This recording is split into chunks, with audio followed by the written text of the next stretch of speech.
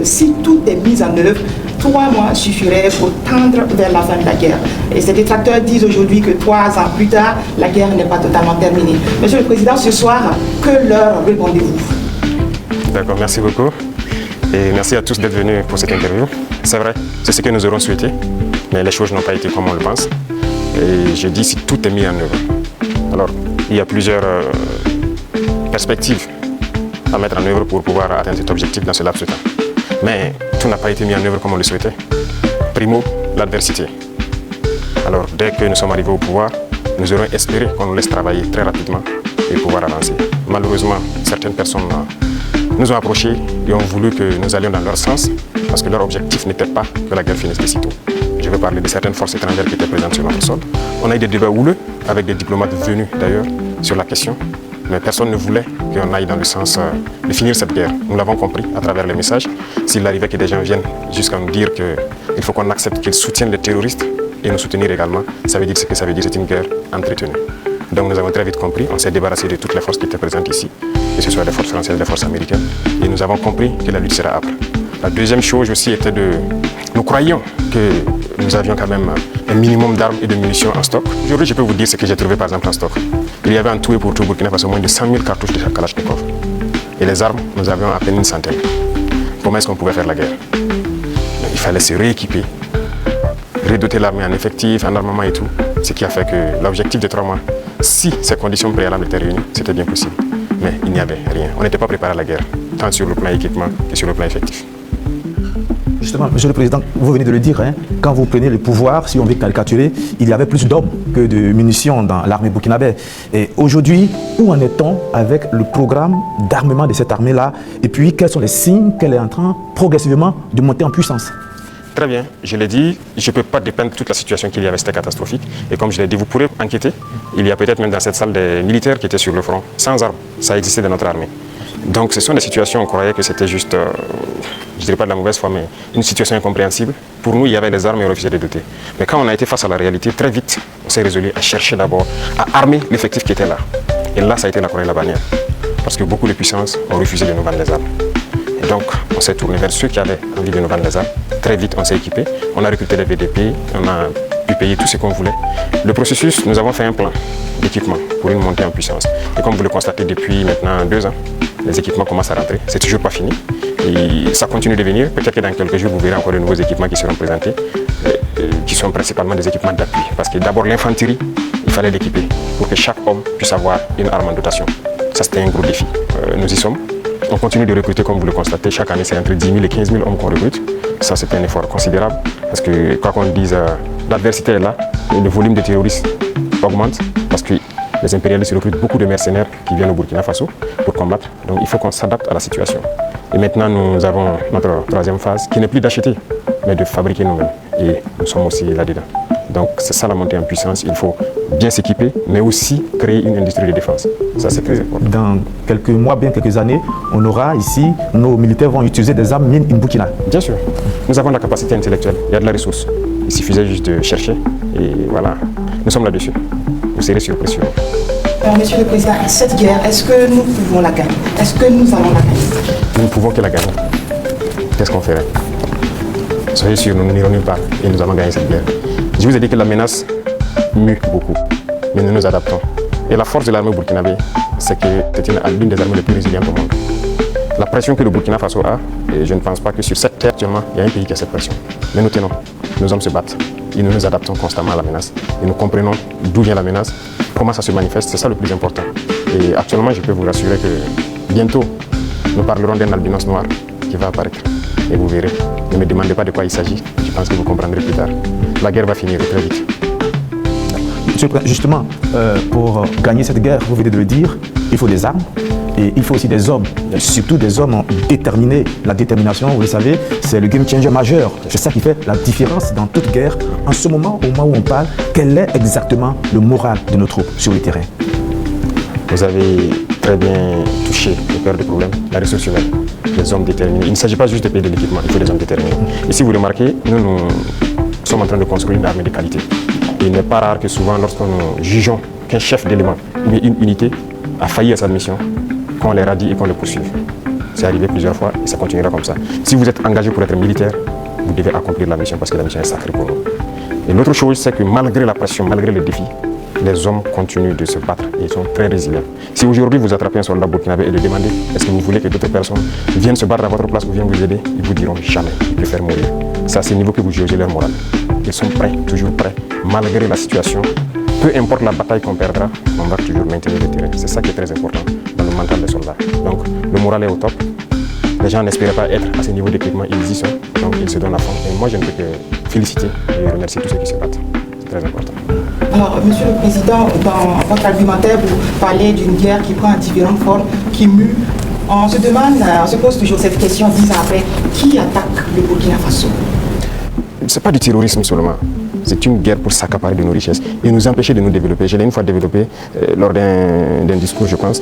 Je disais que si nous, on arrive à exploiter convenablement notre sous-sol, à transformer ce que nous sommes en train d'exploiter ici, ce que nous produisons, il y aura un sous-emploi chez eux là-bas. C'est une bataille. Ils pillent nos richesses pour pouvoir survivre. Donc c'est une guerre d'indépendance. Il faut que nous menons cette guerre pour être totalement indépendants, décider de notre développement, de notre trajectoire. Donc c'est de ça qu'il s'agit actuellement. Monsieur le Président, vous venez de le dire, on parle de sécurité et de défense du Burkina Faso. Venons-en à votre sécurité personnelle. Vous venez de l'évoquer il y a un instant, la pression est énorme. Elle est grande, le danger vient de partout. Monsieur le Président, rien qu'en 2025, il y a eu plusieurs tentatives de coup d'État qui ont été déjouées. Monsieur le Président, est-ce qu'il vous arrive parfois d'avoir peur? Merci, je pense que c'est la seule force que j'ai. Je n'ai pas peur. Parce que j'ai confiance en vous tous. Ça, c'est la première chose. Il faut avoir confiance au peuple. Parce que c'est le peuple qui nous a confié cette mission. Et j'ai confiance au peuple. Ils comprendront. Et voilà pourquoi on n'hésite pas aussi à être devant le peuple pour leur expliquer la situation et leur dire ce qu'il y a. Et ça permet de garder une très bonne relation. Ça, c'est la première des choses. La deuxième chose, comme je l'ai dit, il y a une mentalité qu'il fallait développer au sein même de nos forces. Ça, c'est très important. Actuellement, cette mentalité-là, les gens comprennent pourquoi ils se battent. Vous prenez, il y a quelques années de cela, plusieurs officiers sur le terrain ne savent pas pourquoi ils se battent. Mais si nous savons pourquoi nous nous battons, qui nous avons en face et pourquoi il y a cette pression, les gens comprennent mieux. Et voilà pourquoi nous avons même créé tout de suite l'Institut, l'École supérieure militaire, pour que nous puissions former nous-mêmes nos militaires et les mettre ce que nous voulons dans la tête. Retenez une chose, si vous laissez vos forces être formées par d'autres puissances, ils les mettent dans leur tête ce qu'ils veulent. Ils les endoctrinent comme ils le veulent et c'est plus facile de les manipuler. Mais ici au Burkina actuellement, c'est ce qui fait mal d'ailleurs à beaucoup de puissances impérialistes. Ils n'arrivent pas à pénétrer notre armée. Tous ces bataillons critiqués, tous ces hommes qui sont là, personne n'est venu d'ailleurs les former. Nous sommes bâtis sur notre expérience terrain et nous les avons formés. J'ai personnellement participé à des entraînements de certaines forces au tout début. Donc ça c'est déjà une deuxième force. Et l'autre force est que si vous avez une mission, un objectif pour votre pays, vous ne devez pas avoir peur. Si vous avez peur, vous hésitez. Si vous hésitez, vous compromettez. Et une fois que la compromission est là, vous êtes foutu. Vous avez tout à l'heure énuméré un certain nombre d'éléments qui font que vous êtes rassurés. J'insiste parce qu'il y a l'histoire aussi. C'est l'histoire qui nous conduit. Ces forces impérialistes, elles sont réelles. En 1961, elles ont eu la peau de Patrice Lumumba en RDC. En 1972, elles ont eu la peau de Kwame Nkrumah d'une autre manière. Et puis en 1987, elles ont eu la peau de Thomas Sankara, toujours avec des ennemis internes et parfois avec la complicité de certains voisins. Vous savez ce qu'on dit, Monsieur le Président? Le premier devoir d'un révolutionnaire, c'est de rester en vie pour continuer le combat. Monsieur le Président, est-ce que vous pouvez rassurer toutes ces personnes, tous ces hommes, ces femmes d'ici et d'ailleurs qui commencent à espérer que vous allez rester en vie? Ils manipulent toujours de l'intérieur, nous sommes très bien conscients. Et aussi un devoir pour nous, c'est de participer à notre propre sécurité. Ce n'est pas aujourd'hui de dire que je suis chef d'État et voilà, je confie la sécurité juste à des gens. Non, tout le monde participe, moi-même je participe. Et c'est pourquoi j'ai dit, ce n'est pas juste une affaire de ceux qui sont à côté de moi, c'est une affaire de tout le peuple. Et la sécurité, ce n'est pas une affaire d'hommes de tenue et tout ce que vous pouvez imaginer. C'est tout un ensemble. C'est aussi des comportements, des manières de vivre. Il faut éviter beaucoup de choses que peut-être des erreurs ont été commises dans le passé. Nous avons lu beaucoup sur tous ceux dont l'impérialisme a eu la peau et nous avons appris beaucoup de leçons. Voilà pourquoi on dit on ne laissera pas les choses se répéter. On anticipera, quitte à ce que les gens interprètent comme ils veulent, on va anticiper. Mais parce que nous avons compris le message, l'espoir qu'il y a, on fera tout pour anticiper toujours les actions de l'impérialisme. Monsieur le Président, du regard de la journaliste que je suis, je me dis qu'il y a un encerclement des pays de l'AES. Quand je regarde un peu en Côte d'Ivoire, il y a un camp militaire à Odiéné, près du Mali et du Burkina. Le Sénégal installe des unités à la frontière avec le Mali, sans oublier également le Bénin qui fait frontière avec le Burkina Faso et le Niger. Est-ce que, Monsieur le Président, vous partagez ce point de vue? Est-ce que vous voyez les choses de cette manière? Je pense que quand vous décidez de faire la révolution, il faut vous apprêter à cette adversité. C'est logique qu'ils nous encerclent. C'est logique qu'ils essaient de nous faire tomber. C'est logique. C'est comme je dis, c'est une bataille. Ils se battent pour leurs intérêts. Et c'est à nous, si on a décidé de faire la révolution, de tout mettre en œuvre pour que cet encerclement soit vaincu. Vous voyez, l'Afrique, on a l'habitude de ne pas avoir d'abord une armée forte. Il n'y a pas d'État s'il n'y a pas d'armée forte. Mais bon, c'était le système. Comme je l'ai dit une fois aux couleurs, ils sont venus nous flatter. Non, il ne faut pas vous armer. Même dernièrement, je pense qu'il y a dans une interview un général américain qui a dit encore que nos pays n'ont pas besoin d'être militarisés. C'est leur conception. Nous sommes comme des enfants, c'est eux qui doivent venir s'asseoir, faire la sécurité pour nous. Et beaucoup de pays sont dans cette situation. Ils ne construisent pas d'armée. Et quand la situation arrive, c'est le chaos. Nous, nous sommes en train de construire une armée forte. Voilà pourquoi j'ai dit on se bat en burkinabé et on se forme en burkinabé. Ça, c'est très important. Avant, c'est quoi? Chaque fois, les forces étrangères, tout le monde vient pour former vos soldats. On les prend comme des moins que rien. Aujourd'hui, beaucoup de forces étrangères cherchent à venir s'entraîner avec nous. Vous n'allez pas imaginer. Les plus grandes puissances cherchent à venir s'entraîner avec nos soldats. Mais ce n'est pas juste l'entraînement. Ils veulent apprendre comment on fait, comment on procède, qui nous entraîne. Mais personne aujourd'hui ne sait comment les guerriers sont formés, comment on les entraîne, comment on les équipe. Pourquoi nous on croit que c'est les autres qui doivent venir nous former? Ils n'ont pas créé quelque chose. Ils ont réfléchi. Nous sommes dotés de cerveau. Donc il faut une armée puissante pour faire face à l'adversité. Ils vont continuer à nous encercler. Parce qu'il y aura toujours en Afrique des États comme ça, des chefs d'État comme ça qui vont autoriser. Parce qu'ils ont les mains liées, ils trahissent toujours. Ils vont accepter toujours que les impérialistes viennent chez eux pour attaquer leurs propres frères. Ça, si vous acceptez la révolution, vous devez partir avec ce concept. Ça va exister. Donc on n'y peut rien. On fait avec, mais c'est à nous de nous préparer pour que l'encerclement soit nul. Qu'ils ne puissent jamais atteindre leur objectif. C'est tout. Donc on fait avec. Tout récemment, la CEDEAO a tenu un forum des chefs d'état-major général des armées d'Afrique. Le Mali et le Burkina Faso n'y étaient pas, mais le Niger si. On sent un manque de solidarité, vous qui êtes au sommet de l'État. Qu'est-ce que vous pouvez nous dire?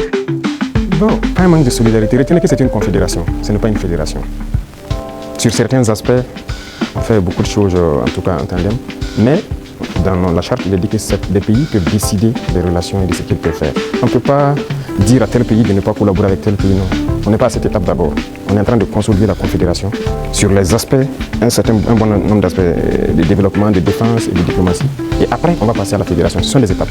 Donc, le Niger peut participer à des rencontres. La confédération, on ne se ferme pas. On fait des ouvertures, on côtoie tout le monde.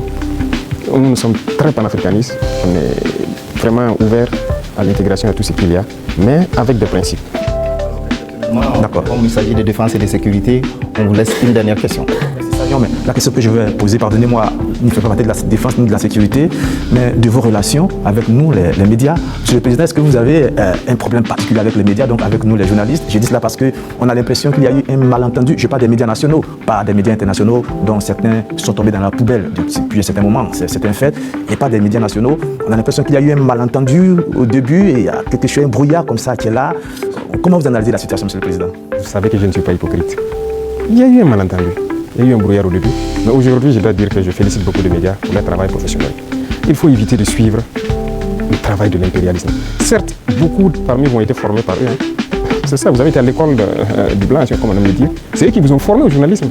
Donc moi, je ne vous en veux pas souvent quand les gens essaient de se comporter comme eux. Mais je parle pour que les gens prennent conscience qu'il s'agit de notre patrie. Regardez ce matin, par exemple, lisez les titres des journaux en France. Ils vous diront peut-être qu'il y a une mobilisation pour mettre la pression sur le Premier ministre. Ils ne vous diront pas qu'il y a eu une marche contre le pouvoir ou quelque chose. Mais si c'était au Burkina, vous direz qu'il y a une marche contre le pouvoir. Vous comprenez? Les Français nous appelaient, ils continuent de nous appeler putschistes, juntes et quoi. C'est du français. Mais les journalistes nous appelaient aussi putschistes, juntes ici. Pourquoi suivre les yeux fermés? C'est de l'esclavage toujours. Moi, je veux qu'on quitte cela. Chaque État doit se battre pour ses intérêts. Les journalistes se battent pour leurs intérêts. Pourquoi nous, on ne doit pas se battre pour nos intérêts en Afrique? Donc c'est ça, ce n'est pas uniquement les journalistes. J'en viens à certains intellectuels qui sont sur des plateaux télé en Afrique aussi. Quand ils prennent la parole, vous posez des questions. Mais est-ce qu'il est africain? Ou bien, génétiquement, il n'est pas là, quoi. Il n'est pas avec nous. C'est une réalité. Oui, il faut se décoloniser les mentalités, les manières de faire. Chacun doit se battre pour sa patrie. Vous pouvez avoir une information qui est peut-être vraie et juste. Mais vous décidez de ne pas sortir l'information. Parce que ça peut porter préjudice à la défense nationale, à la sécurité, à la cohésion, et ainsi de suite. Ça, c'est une décision souveraine, parce que vous voulez préserver votre pays. Mais on ne dit pas seulement dès qu'il y a une information, il faut la sortir. Non, c'est pas comme ça.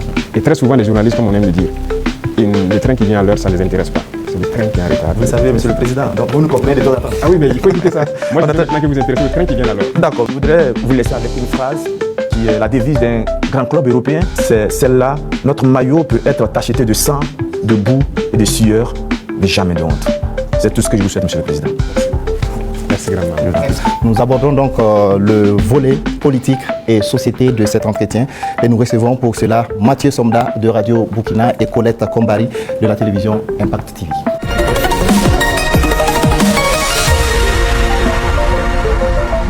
Bonsoir, chers confrères. Vous disposez également de 20 minutes pour échanger avec le chef de l'État sur la rubrique politique et société. Excellence, Monsieur le Président, 30 septembre 2022, 30 septembre 2025, bientôt 3 ans de gestion du pouvoir d'État. Quel bilan d'étape faites-vous en termes de mise en œuvre de votre vision et de votre orientation politique à travers la révolution progressiste et populaire? Il faut dire que nous avons pris le pays sur le volet sécuritaire avec une situation, mais aussi sur le volet économique, politique avec une autre situation.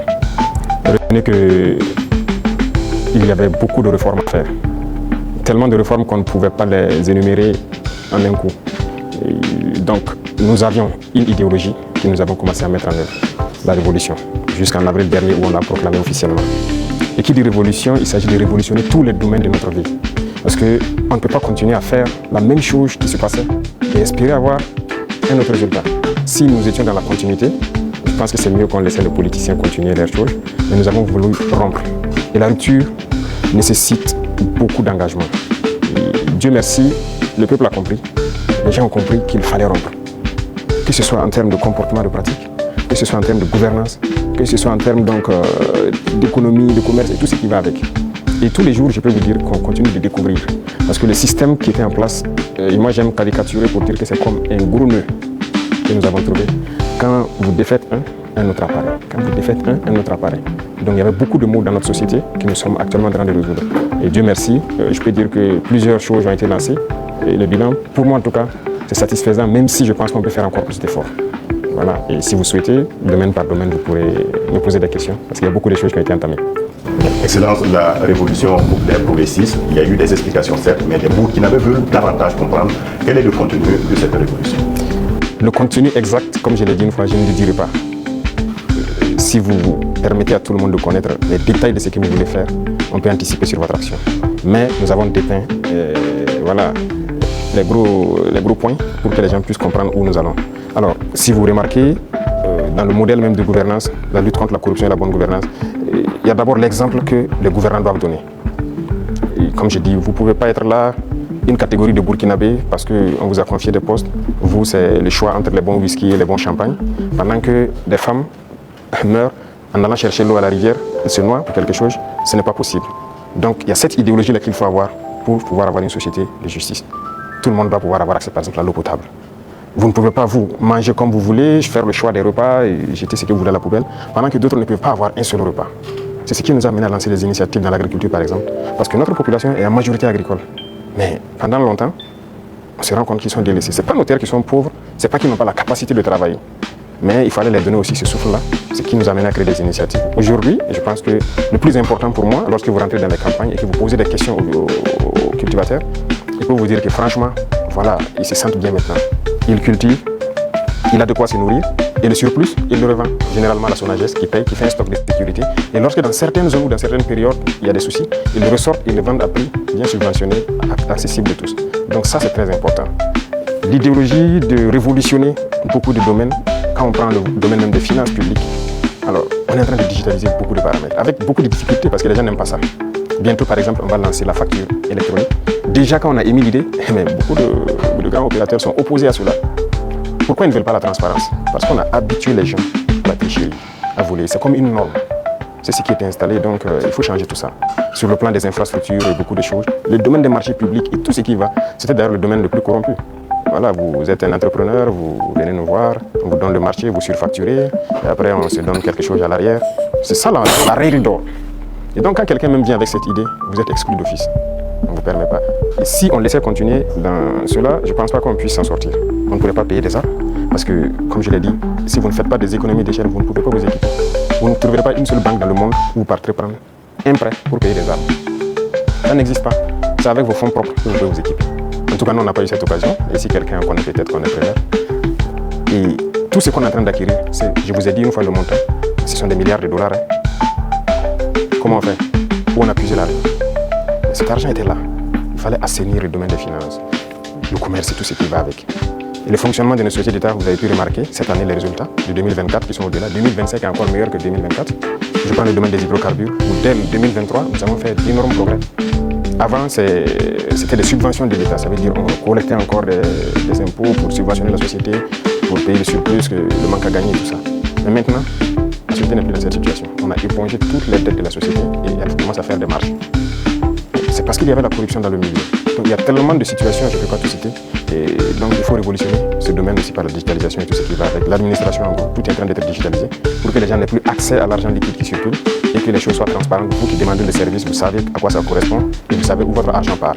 Les infrastructures, vous êtes témoins aussi, qui sont vraiment un problème crucial. On est en train de révolutionner tout. Donc c'est l'esprit comme ça, changer de paradigme, faire ce qu'on n'avait pas l'habitude de faire. Donc comprenez ça par cette phrase. Excellence, Monsieur le Président, on est entré dans la révolution progressiste et on y va. Mais il y a cette tranche de la population, le politique, qui œuvrait avant. Quelle peut être la place donc de ce politique actuellement dans cette révolution? Je ne vais pas être hypocrite encore. Si c'est cette mentalité politique qui n'a pas de place dans la révolution, c'est opposé. Regardez comment le Burkinabé était. Parce que pendant 27 ans, bon, plus de 27 ans de règne, j'ai même le pouvoir du MPT, ça continue dans la même politique. Et cette politique, notre génération est née dedans. Donc on est né et les gens ont grandi avec une mentalité. Si tu ne connais pas quelqu'un, tu ne peux pas avoir accès à certains services. Ce qu'on appelle les deals. Tout le monde a évolué avec cet esprit de deal, de corruption, de tout. C'est dangereux. Mais c'est la politique qui a mené ça. Parce qu'il y a des entrepreneurs politiques, vous avez entendu parler de ça. Les jeunes qui se lèvent parce qu'ils savent parler, ils savent flatter. Et c'était quoi la politique?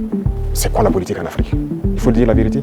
Quelqu'un qui a l'art de mentir, de tromper, de flatter. Vous voyez tous les vices. Si vous regroupez tous les vices, vous êtes un bon politicien. C'est la réalité. Nous, au village, quand on voit quelqu'un qui est un trompeur, il ne dit pas la vérité, on dit, lui, là, c'est un politicien. C'est comme ça qu'on disait. Donc, il faut que cette mentalité change. Beaucoup ont changé. Beaucoup ont compris, ont changé et marchent avec nous. Maintenant, ceux qui veulent rester dans leur radicalisme politique ancienne, là, ils n'ont pas de place. Ça, on ne va pas se mentir. Sinon, qui ne faisait pas la politique au Burkina? Mais c'est le même peuple. C'est parce qu'on a parlé, ils ont compris, et par les actions, ils voient, ils ont compris, que les gens commencent à changer de mentalité. Et nous voulons changer définitivement les mentalités. Pour que personne ne pense qu'il faut d'abord appartenir à tel parti pour bénéficier d'une route, il faut appartenir à tel parti pour avoir un fourrage. Non.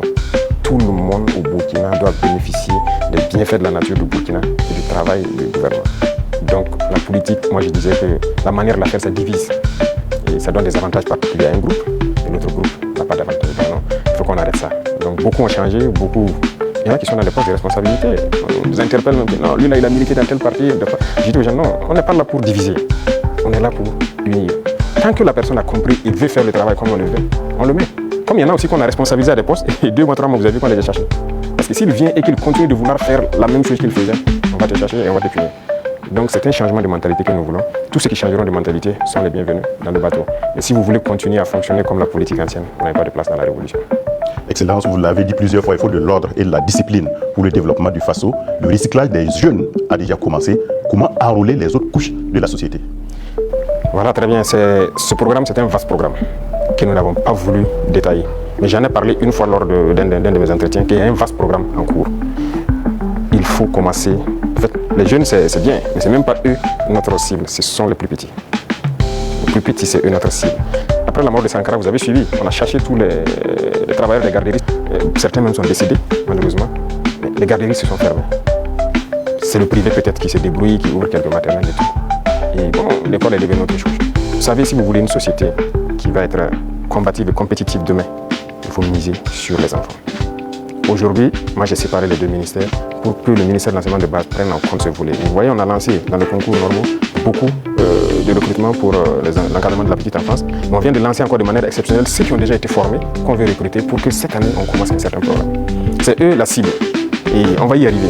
Nous avons un programme pour qu'on puisse commencer une certaine éducation patriotique civique au niveau des plus petits. Et une fois que c'est ancré là-bas, nous avons de bons citoyens demain. La jeunesse aussi, on les fait avec. Les bacheliers, on les fait rentrer en immersion. Ils avaient peur au début, mais je pense qu'ils ont compris beaucoup de choses. Ils doivent être plus solidaires, humbles. Ils doivent comprendre le Burkina. Parce que quelqu'un qui est né, excusez-moi, voilà, 2000 ici, qui est dans... Voilà, il dort dans le lit qu'il veut, il se plaint même que le matelas n'est pas bien. Le matin, il a le choix du petit déjeuner, ce qu'il veut. À l'immersion, il dort par terre sur la natte, il comprendra qu'il y a d'autres Burkinabés qui dorment par terre. À l'immersion, il n'a pas le choix du petit déjeuner. S'il y en a, s'il n'y en a pas, il mange ce que les autres mangent. Déjà, dans sa tête, il comprend qu'il y a deux faces du Burkina Faso. Et j'ai dit à l'immersion de les priver. Il y a des jours où ils auront 2 repas, des jours 1 repas et des jours sans repas. J'espère qu'ils l'ont fait. C'est pour qu'ils comprennent la vie. On est jeunes, mais si on a atteint cet âge et qu'on n'a pas compris qu'il y a plusieurs types de Burkinabés, c'est dangereux. Il faut que les jeunes comprennent qu'il y en a qui n'arrivent même pas à s'offrir un repas. Et quand lui va dormir avec la faim, toute une journée il n'a pas mangé, vous croyez que si demain on le confie une responsabilité, il va toujours avoir sa tête. Ah, si moi j'ai dilapidé de l'argent et qu'il y en a qui n'ont pas à manger, c'est la conscience qui va le gouverner. Donc ce sont des épreuves qu'on les fait faire. C'était 45 jours que j'avais programmé, mais à cause des inscriptions, j'ai dit de faire 30 jours. Mais les prochaines échéances, j'espère qu'on ira à 45 jours. Donc les futurs bacheliers et brevetés doivent se préparer à affronter ça. Et le programme va continuer à s'enrichir, c'était la première expérience. Mais nous espérons pouvoir changer, même les jeunes, leur mentalité. Et, Excellence, en Conseil des ministres, la décision de réformer la loi agraire et foncière, le statut des chefs coutumiers et traditionnels avait été adopté. Quelles sont les motivations? La réforme agraire était nécessaire. Vous savez combien de conflits sont nés dans cette question des terres? Il y a des villages qui se sont machetés, des familles se sont divisées à cause de la question des terres. Il faut que l'État prenne ses responsabilités. Mais si vous hésitez, parce que vous avez peur de déclarer ça, que des gens vont se sentir frustrés ou pas, c'est pourquoi la révolution est la bienvenue. Il faut décider à un moment donné d'arrêter tout ça. Il y avait combien de promoteurs immobiliers au Burkina en 2010? Je ne pense pas, ça n'est pas une vingtaine. Subitement en 2015, on en a plus de 200. Ils ont payé les terres partout, ils partitionnent, ils vendent, ils revendent, ils ont pillé les terres et c'est dangereux. Actuellement, nous avons une application SICAD qu'on vient de lancer, on est en train de réenregistrer. Mais ce qui se passe est terrible. Même les parcelles dans les villes, les gens vendent et revendent à plusieurs personnes parce que ce n'était pas digitalisé. C'est un gros registre. Vous pensez que quelqu'un peut fouiller les registres, voici le numéro de la parcelle appartient à telle personne, donc toi tu as l'acheté, c'est pas. Donc il y a beaucoup de doublons et ça crée des conflits. Et pendant que ces politiciens faisaient ça, ils sont là dans des conférences, des trucs, que cohésion sociale. Vous ne pouvez pas faire de cohésion sociale en divisant les gens sur la terre. Voilà pourquoi on a décidé de prendre nos responsabilités, d'arrêter ce massacre-là et voilà, la terre appartient à l'État. Désormais, on fera tout pour équilibrer au maximum voilà, la situation et que les gens ne se sentent pas lésés. Pour la chefferie coutumière, c'est pareil. Cette loi est là il y a longtemps. Il y a très longtemps, selon ce qu'on m'a dit, mais personne ne veut. Mais nous avons décidé de mettre la main à la pâte et regarder, parce que la chefferie coutumière, pour moi, ils doivent être respectés, ils doivent être écoutés, ils doivent être ceux-là qui travaillent pour la cohésion sociale. Quand ils parlent, quand il y a un conflit, il y a une situation conflictuelle, ils doivent parler, pouvoir rassembler et qu'ils leur voient porter. Donc il y a un certain nombre de privilèges, si je peux dire, qu'on a mis autour, des symboles de la nation qu'on a mis autour pour que les gens les respectent. On le veut ou pas, on les respecte et qu'eux-mêmes ils imposent le respect. Parce que dernièrement, les politiciens les avaient détournés. Beaucoup aujourd'hui regrettaient avoir marché aux côtés des politiciens. Il y a des villages où les gens sont divisés, les gens ne respectent plus les chefs. Mais avec cette loi, en tout cas qu'on a amenée à la LT, nous avons essayé d'élaguer beaucoup de choses pour que leur respect dans la société puisse être réinstauré. Et ça, c'est très important. Excellence, la lutte contre le terrorisme affecte notre tissu social avec des soupçons d'exaction communautaire. Le vivre ensemble est menacé par endroits. Comment amener les Burkinabés à renouer avec les valeurs cardinales telles que la solidarité, le civisme et la cohésion sociale? Je pense que ces valeurs sont en train de revenir toutes seules. Au contraire, la guerre a forgé aussi à ce que les gens comprennent beaucoup de choses et les gens commencent plus à s'unir. Vous savez, les inégalités sociales créent plus de problèmes de cohésion sociale que le terrorisme. Il y a trop d'inégalités sociales. Je disais à certains, écoutez, vous avez mangé à votre faim. Vous allez vous asseoir comment avec elle qui n'a rien mangé pour parler de cohésion sociale? C'est pas possible. C'est la même situation que je vous ai pris tout de suite. Il faut essayer au maximum de mettre les gens à un certain niveau. Tant qu'il y a la richesse, que ce soit bien réparti. Ça, c'est le premier pas. Les cas d'exaction et tout ce qu'il y a, il faut faire attention. Il y a beaucoup de gens qui ont donné des allégations. C'est dernièrement, quand on a vu le cas à Solenzo, ils ont sorti des images, parlé. On n'a rien dit, on s'est calmé. Quand ils ont fini de chanter, on a montré les civils qu'ils disaient que les forces ont été transportés jusqu'à Ouagadougou ici, mis en sécurité. Ah, si on les a tués, pourquoi ils sont à Ouagadougou? Comment ils se retrouvent à Ouagadougou? Souvent, c'est fait à dessein, ils inventent tout ce qu'ils veulent inventer avec leurs ONG, leurs médias et tout. Mais on laisse, quand ils finissent, on montre la vérité. Voilà. Les terroristes ont pris des civils comme bouclier, ils insertent, mais les forces ont pu faire la distinction. Et après le combat, ils ont rassemblé les civils à Solenzo. On a dépêché les moyens nécessaires pour les transporter, venir. Et ils ont été présentés devant tout le monde. Ce sont des centaines de civils. Ils ont témoigné. Donc, il faut qu'on fasse attention aux récits de certaines personnes qui veulent juste développer des thèses. Et leur objectif, c'est de nous diviser. Mais nous, on ne doit pas tomber dans ce piège-là. Voilà. Excellence, on a constaté cette année une reprise du dialogue social entre le gouvernement et les syndicats après plusieurs années d'interruption. Quel message donc renvoie votre gouvernement avec ses partenaires sociaux quand on sait que la situation était tendue entre le gouvernement et les syndicats? Comme c'était tendu entre le gouvernement et les journalistes. Il faut que chacun comprenne qu'il faut se battre pour sa patrie. Nous avons fait comprendre aux gens. Vous savez, moi j'ai parlé avec les responsables syndicaux. Je les ai réunis ici, je les ai parlé à un moment donné de notre histoire. Mais j'ai été déçu après. Donc je les ai dit, soit vous êtes burkinabé, vous n'êtes pas burkinabé. Donc le bras de fer s'est enclenché. Mais après on a décidé de les revoir parce qu'on suppose qu'ils ont compris le message. Et même ça, je ne vais pas mentir, quand ils sont venus, ils ont voulu encore comprendre et sortir certains comportements, les faire comprendre ça marche pas.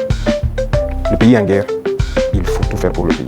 Ce syndicalisme importé là, c'est pas du syndicalisme ça. Il y en a même qui se vantent d'avoir participé à la chute de Sankara. Et c'est eux qui ont tout commencé, ainsi de suite. Vous croyez que c'est bien ça? Les Occidentaux vous manipulent et vous continuez à agir comme eux ils veulent. Ça, c'est pas du syndicalisme. Un syndicaliste se bat pour les intérêts des travailleurs. Mais la plupart du temps, c'est que les responsables même veulent, c'est venir manger avec le pouvoir. Et les gens s'étaient non. Écoutez, nous on a beaucoup de dossiers sur beaucoup de pays, pas seulement les syndicalistes. Hein. Dans la société, on a beaucoup de dossiers. Les gens qui nous ont approchés au début, qui ont voulu des avantages, qui ont voulu quoi, qu'on a refusé, qui se retournent, qui sortent, qui parlent. On a leur dossier. Donc, syndicalisme sain, il y a beaucoup d'actes que l'on a posés. On n'a pas attendu que les gens sortent dans la rue pour marcher, pour le poser. Quand j'ai parlé des travailleurs de garderie là, c'est pas quelqu'un qui est venu nous dire qu'il y a des travailleurs qui avaient été cherchés, il faut les remettre dans les droits. On a vu un dossier et qu'on a trouvé qu'il faut les remettre dans les droits. On a dit au ministre des Finances, trouve l'argent nécessaire pour régler. Les gens de la mairie, les gens de la brigade verte là, ceux qui travaillent, mais ils avaient combien de mois d'arriéré? C'est pour ces intérêts-là, ces gens-là qui n'ont pas de travail, pour que les gens ne se battaient pas pour ça avant. Mais on n'est pas venu vers nous pour nous dire. Moi, les femmes balaient devant chez moi, c'est une de mes hommes qui est sorti, ils ont dit, ah, ça fait des mois ainsi de suite leur travail. Je me suis renseigné, m'a dit, c'est vrai, j'ai dit de les payer. Il faut rattraper tout ce qu'elles ont raté. Il y avait des dizaines de mois d'arriéré de salaire. On a sorti le dossier, on a décidé de rattraper tout ça. Donc, il faut qu'on fasse du syndicalisme sain. S'il y a un problème, qu'on nous approche et qu'on nous explique. Si on peut résoudre, on vous dira on peut le faire. Si on ne peut pas, on vous dit bon, pour l'instant on ne peut pas, mais on pourra le faire dans tant de temps. Mais il y a un problème, on rassemble les médias, on parle comme on veut. Ah, j'espère qu'ils trouveront la solution avec vous. Sinon, si après ça, vous n'êtes plus vers nous. Moi, je veux qu'on travaille en africain. Quand il y a un problème dans la maison, on s'assoit, on parle. Et nous, on se doit d'être servis. Ce qu'on peut faire, on doit dire clairement, on peut faire ça. Ce qu'on ne peut pas faire, on vous dira aussi on ne peut pas. Maintenant, si vous ne voulez pas, chacun fait ce qu'il peut faire. Mais il faut qu'on soit responsable. Il n'y a pas de problème qui ne puisse pas se résoudre. Et comme j'ai dit, toujours agir avec en tête l'intérêt de la patrie. C'est très important. Donc on a repris le dialogue comme on reprend avec tout le monde. On n'a pas rompu le dialogue avec qui que ce soit. Tout le monde est la bienvenue. Chers confrères, le temps imparti donc à cette rubrique est arrivé à échéance et même largement dépassé. Nous disons merci donc pour cette série de questions consacrées au volet politique et société.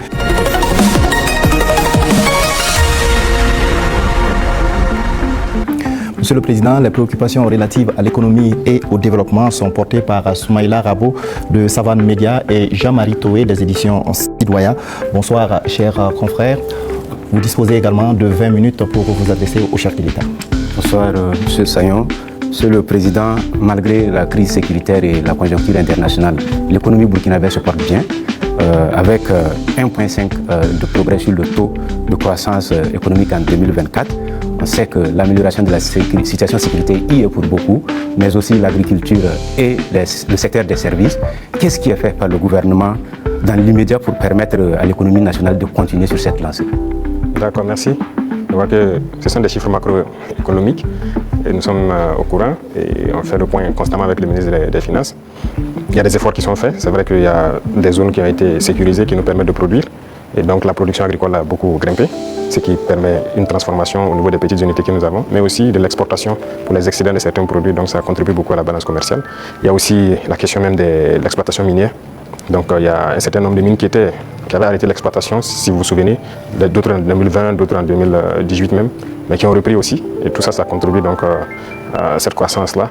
Et nous poursuivons dans ce sens. Et actuellement, si vous voyez par exemple le secteur minier, la tendance du gouvernement, c'est d'exploiter notre or nous-mêmes. Donc il y a des mines qu'on vient de reprendre le contrôle, et on continuera à reprendre le contrôle petit à petit, ou à co-exploiter avec les sociétés qui sont déjà là. Parce que la règle c'était quoi? Quelqu'un vient, il prend le permis, il l'exploite, 10% au gouvernement et le reste c'est pour lui. Et d'ailleurs, 10% on n'a pas de contrôle. Donc tout ça, actuellement, on est en train de reprendre le contrôle vraiment pour s'assurer qu'est-ce qu'il sort de notre sous-sol et prendre aussi une part importante. Donc tout ça contribue donc à la croissance économique, vu aussi les initiatives qu'on a lancées dans le domaine agricole. Beaucoup de spéculations ont été donc financées et ça permet en tout cas une bonne croissance. Mais pour moi, le plus important, c'est quand souvent le ministre des Finances apporte les chiffres, il dit bon, c'est très bien, mais j'envoie quelqu'un, va au marché, tu vois ce qu'on appelle un empamouré. Ça coûte combien une boîte de maïs, ça coûte combien une boîte de mil. Et va aussi dans tel, je prends les informations. Si le coût a baissé, on sait qu'il y a un impact sur la population. C'est ça qui est le plus important. Donc ce travail, on le fait constamment et les services de renseignement même sont mis à contribution pour qu'on ne dise pas un chiffre macroéconomique qui a une croissance de 1,5, mais qu'il n'y ait pas d'impact au niveau donc, des couches vulnérables surtout. Donc on continuera cette progression, s'il plaît à Dieu.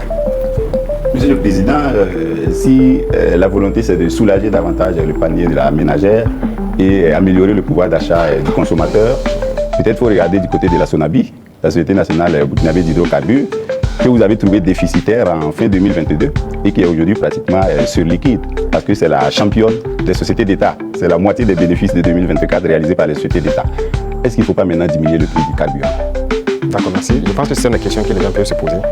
C'est très bien, on a fait des progrès, mais quand est-ce qu'on a équilibré et qu'on a commencé à avoir des bénéfices? Qu'est-ce qu'on a fait? Ça, c'est très important à comprendre. Et l'autre chose, c'est que est-ce que ces bénéfices ne participent pas à quelque chose d'autre pour profit donc, de la population? Je prends un exemple. On est en train de créer des brigades de construction des routes au niveau de chaque région. Vous voyez notre réseau routier? Déjà, ce qui est existant est dégradé, même la RN1. Si vous quittez ici jusqu'à surtout la zone de Popolo et tout ça, c'est carrément dégradé.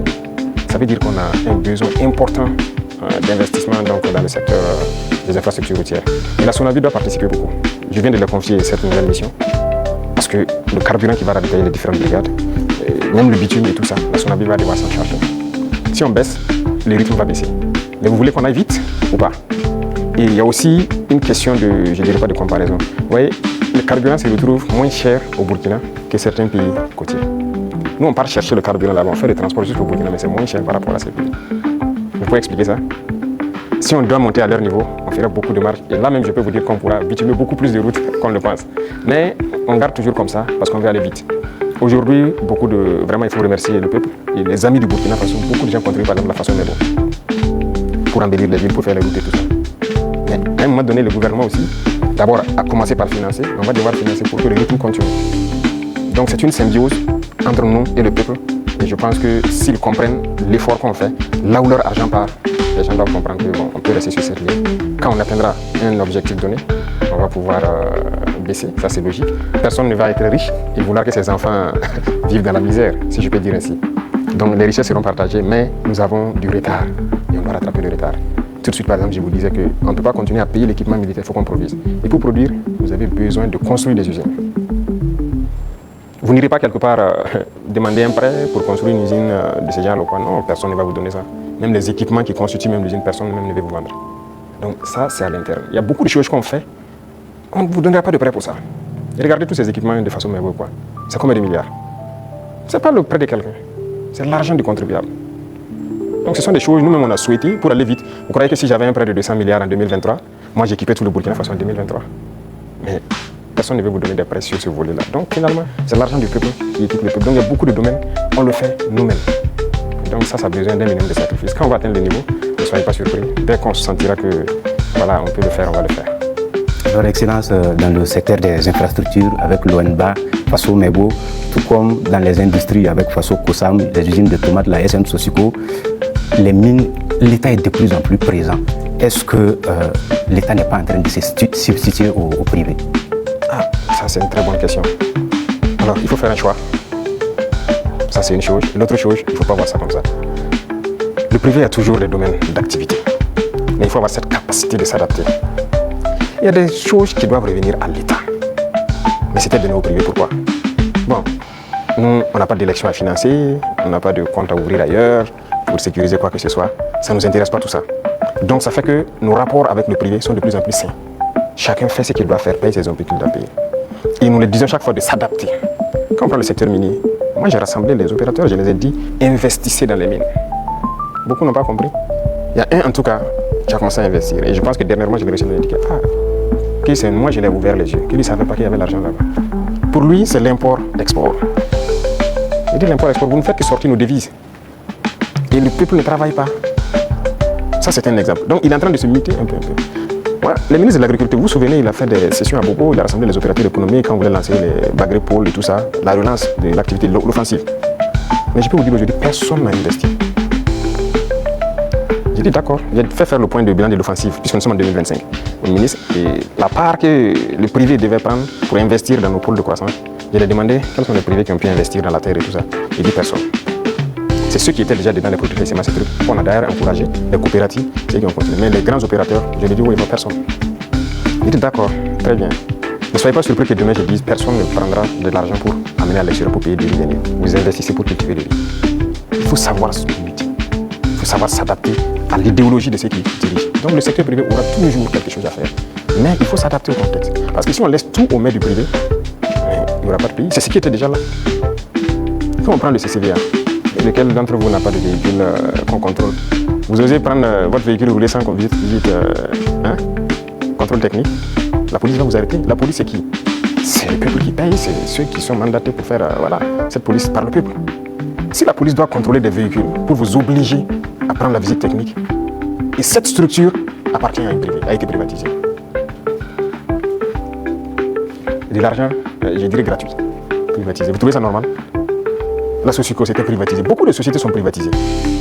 Mais ça peut faire rentrer de l'argent pour l'État et que l'État doit travailler pour tout le monde. Si vous privatisez tout, on fait quoi? L'État gagne l'argent où? On ne veut pas construire notre pays? On veut rester comme ça, dans ce qu'on connaît là? Nous, on veut construire. On veut produire, on veut que tout le monde vive bien et en paix. On veut voir nos enfants dans d'autres types d'écoles. On veut que notre pays se développe. Et pour ça, l'État doit être responsable et prendre des responsabilités dans certains domaines. Même le secteur des mines, on est en train de racheter. Les deux premiers mines qu'on a décidé de racheter, ce n'est pas qu'on a retiré, on a racheté. Et vous avez suivi, c'est près de 100 milliards. Mais c'est l'État qui a payé pour racheter ces mines. Et c'est nous exploitons maintenant. Et on fera comme ça. Même les parts que je dis qu'on va prendre, on va racheter des parts. Il faut que l'État soit fort. Si l'État n'est pas fort, vous n'avez pas de pays. Ça, il ne faut pas se leurrer. Le capitalisme ne peut qu'être sauvage. Si vous laissez le capitalisme se développer à un certain niveau, finalement, vous allez vous perdre.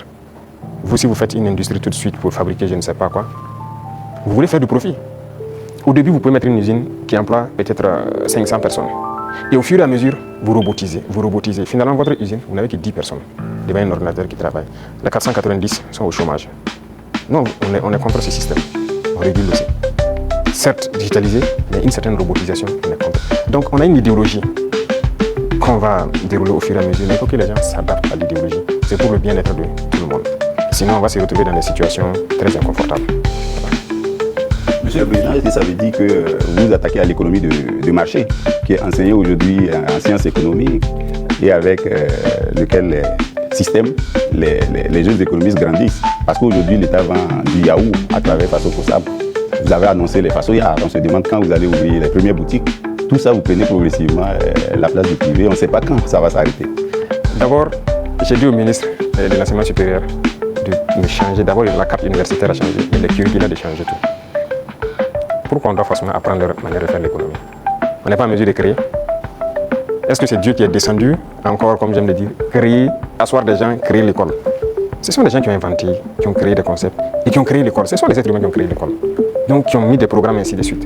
Le programme aux États-Unis est différent du programme en France, différent du programme en Angleterre, ainsi de suite. Chacun a sa manière d'enseigner sa population pour atteindre le niveau qu'on souhaite. Donc nous aussi, on va créer notre modèle. Justement, c'est ce qui nous met en retard. Malheureusement, notre modèle d'école n'est pas bien. On a pris pour les autres, adapté et finalement on forme quoi? Ok, on forme beaucoup d'économies dans ce concept. Mais est-ce que ça marche? Est-ce que ça marche? Ok, nous on est en train de changer de système. Est-ce qu'on fait des progrès ou pas? C'est là la question. C'est toute la question. Comme il a parlé de l'ONBA, de trucs. Il y a des barrages qui étaient endommagés depuis des décennies, ensablés ou quoi. Cette saison, l'eau est dedans. C'est par notre système qu'on est arrivé à remettre en œuvre ces barrages-là. Les populations vont produire, pendant la saison pluvieuse, vont produire toute l'année et ils sont bien contents. Ils ont de l'eau potable aussi, à travers l'ONIA, par ces barrages-là pour boire. Et on va continuer comme ça. Est-ce qu'on fait ça ou bien on s'assoit et on dit non, tout doit être pour le privé? Et d'abord, cette question de privé, il y a des gens qui avaient une mentalité rétrograde, encore politicienne. Nous avons déjà des changements. Vous avez bien suivi les sorties de certains ministres. Ok, on vous donne un chantier, vous prenez l'avance de démarrage et tout, et vous faites ce que vous voulez. On vous donne un chantier de bas-fond. Dans le contrat, vous devez finir en mai pour que les paysans puissent accéder au bas-fond et puis cultiver. Vous prenez votre avance et vous vous baladez, vous faites ce que vous voulez. En avril, on passe, on regarde, vous n'avez rien fait, vous dites non, vous partez à votre rythme, c'est comme ça. On vous contraint, vous finissez le bas-fond. Il y en a qui travaillent de nuit jusqu'à aujourd'hui pour atteindre les objectifs. Pas qu'ils ne peuvent pas, mais c'est une mentalité. Et tant que le privé aura cette mentalité, ça ne va pas marcher. Moi, je vous ai dit qu'on a près de 1000 ans de retard même. Il faut rattraper. On est dans les années 1000, à la rigueur 1800. Il faut rattraper le retard, mais on ne peut pas continuer avec cette mentalité. Donc, on invite les gens à changer et à s'adapter. Vous parlez des yaourts, par exemple. Est-ce que le marché est saturé? On importe. J'aimerais voir les privés rentrer dans le yaourt pour qu'on importe plus. Nous avons pris des textes pour dire que lorsque quelque chose se produit au Burkina Faso, pour pouvoir importer, il vous faut une obligation spéciale d'importer. Ce qui stipule que vous devez payer ce qui est à l'intérieur. Lorsqu'il y a le manque maintenant, on vous autorise à importer. Voilà pourquoi les gens sont en train, vous voyez que beaucoup de privés sont en train d'ouvrir des usines et tout ça. Et si on ne passe pas par cette méthode, comment on va faire? Il y a le grand moulin du Faso qui est là, bon, il faudra qu'on est en train de restructurer tout ça. Mais parallèlement à ça, on a obligé les grands importateurs à ouvrir des moulins. Moi-même, j'ai été inauguré la dernière fois. C'est l'un des plus grands importateurs. Quand on a dit on va suspendre l'importation, mais il n'était pas content, il a tout essayé. C'est ce qu'on va faire. Soit vous adaptez, ou bien l'État va prendre en compte. Mais ils le font. Mais est-ce qu'on arrive à satisfaire? Il y a la place. On a de la population, on a un grand marché immense, au Burkina et en Afrique. Mais les gens n'ont qu'à s'adapter, produire. Donc il y aura toujours de la place. Ne pensez pas que forcément on a pris la place du privé, non. Il y a la place. Vous allez ouvrir les façonnières. Si, c'est nécessaire pour réguler. Parce qu'il y a cette mentalité de toujours entraîner la spéculation de certaines personnes. C'est dangereux. Dernièrement, vous avez suivi le cas des motos. Malheureusement, c'est quand il y a eu la situation, on s'est rendu compte que c'était même pas un marché régulé. Donc rapidement, on a dû voir comment on peut réguler ce marché pour que l'importation soit suivie. Comment quelqu'un part importer des motos et il vous dit qu'il n'a pas de facture d'achat. Puisque le ministère a besoin de la facture d'achat pour voir tout ce que vous avez fait comme douane et quoi, et vous fixez une marge à ne pas dépasser. Il dit qu'il n'a pas de facture. Donc il part payer, il vient, il fixe le prix qu'il veut et il revend aux populations. Donc lui, il s'enrichit. Et les autres s'appauvrissent. Et généralement, quand les gens s'enrichissent, qu'est-ce qu'ils font? S'ils buvaient la braquina ici, ils ne boivent plus la braquina, c'est le champagne qu'ils cherchent. C'est l'argent qui sort. S'ils roulaient sur peut-être, je dirais, une petite cylindrée, ils cherchent maintenant une V8. Le carburant qui est subventionné par l'État, c'est ça, c'est l'argent qui sort. Donc il faut qu'on réfléchisse à l'économie. Qu'est-ce qu'on fait? Il ne faut pas laisser sortir des devises. Vous dites que vous voulez la monnaie et vous voulez continuer pour qu'on se comporte comme ça. On ne peut pas se comporter comme ça. Voilà pourquoi l'État est en train de prendre le contrôle. Si demain, les gens s'entendent, on nous a fait des chantages. Hein. Quand on a essayé de régler un peu à la douane, il y en a qui nous ont dit que si on fait comme ça, il y aura pénurie de riz. J'ai dit ok, faites la pénurie de riz, vous verrez ce que nous on va faire. Et si demain des gens veulent s'entendre pour faire pénurie de riz, c'est nécessaire que l'État prenne en compte l'importation de riz. On est prêt à tout. Il faut que les gens changent de mentalité. Allez doucement, cherchez votre intérêt aussi petit soit-il, mais permettez aux autres Burkinabés de vivre et de ne pas les appauvrir. Monsieur le Président, on vous a vu à Lumbila auprès des femmes agricultrices, les accompagner, les soutenir. Mais au-delà de ça, qu'est-ce que vous faites pour donner davantage d'opportunités de gagner des revenus aux femmes du Burkina qui alimentent la petite économie dans les quartiers, dans les villages? Oui. Très bien. Et ça, c'est l'un des points les plus importants. Et j'ai dit même au ministère de l'Action humanitaire qui s'occupe des questions des femmes, de recentrer l'action, au lieu qu'on soit dans l'assistanat, de recentrer l'action sur la création d'emplois et des petites entreprises. Les femmes ont des qualités. Regardez la transformation à petite échelle de nos produits de consommation. Les femmes peuvent le faire très bien. Elles sont beaucoup plus patientes que les hommes. Et elles savent bien faire certaines choses que les hommes. Il faut encourager à ce qu'elles le fassent. Moi, je suis passé à Tenkodogo, j'ai vu les femmes qui ont fait du couscous préfet, qui est bien pour les forces, le savon liquide qu'elles font et tout ça. J'ai donné des instructions pour qu'on paye le savon liquide de toutes ces femmes qui ont été formées et qui se débrouillent pour faire le savon liquide dans nos administrations. Tout ce qui est là, c'est importé, même chez vous, dans vos bureaux. Tous les savons liquides importés, n'est-ce pas? C'est pas normal. Pendant que nos mamans fabriquent ça. Et quand j'ai dit de le faire en temps, on m'a revenu que non, elles n'ont pas de structure formalisée. J'ai dit, je ne vais rien comprendre. Trouvez la formule, c'est leur savon, vous payez. Et vous amenez. Quelle question d'emballage ou quoi? Même si moi, vous m'amenez dans mon bureau avec les bidons recyclés des eaux de boisson là, je vais utiliser. C'est pas grave. En attendant qu'on ait ces comptes. Pour qu'on veut le luxe, acceptons nos réalités, transformons ce dont on a besoin et consommons ça. Et on va évoluer au fur et à mesure. Une dame qui peut se transformer le savon à petite échelle, si on l'accompagne en lui donnant des marchés, demain elle peut avoir une grande entreprise qui produit et qui exporte. Voilà la mentalité qu'il faut qu'on développe. Et donc j'ai dit au ministère là, de ne plus être là dans l'action humanitaire, l'assistanat, non. Il faut recenser le problème des femmes. On a beaucoup de produits qu'on est en train de faire aujourd'hui. On peut transformer, même à petite échelle. Et trouver une formule de rassembler. J'ai discuté avec des femmes à Bobo. Et par exemple, les produits oléagineux, les femmes peuvent produire l'huile brute par coopérative. Et trouver des gens qui ont un certain niveau, qui mettent une raffinerie en place. Et leur rôle, c'est de payer les huiles brutes et de raffiner pour donner de l'huile parfaite sur le marché. Il faut qu'on aille vers ça. Mais si on s'assoit, bon, je n'ai pas la capacité de faire l'huile et puis la raffinerie coûte cher. Tout le monde n'est pas obligé de faire la raffinerie. Mais on peut organiser pour que... Voilà. Donc dans plusieurs domaines, c'est ce qu'on est en train de vouloir développer. Et permettre aux femmes vraiment de mettre en œuvre tout ce qu'elles savent faire. Donc c'est une politique qui est enclenchée, je crois que vous allez voir les résultats. Soumaïla Rabo, Jean-Marie Toé, ce serait donc la dernière question. Merci à vous donc pour vos différentes préoccupations adressées au chef de l'État.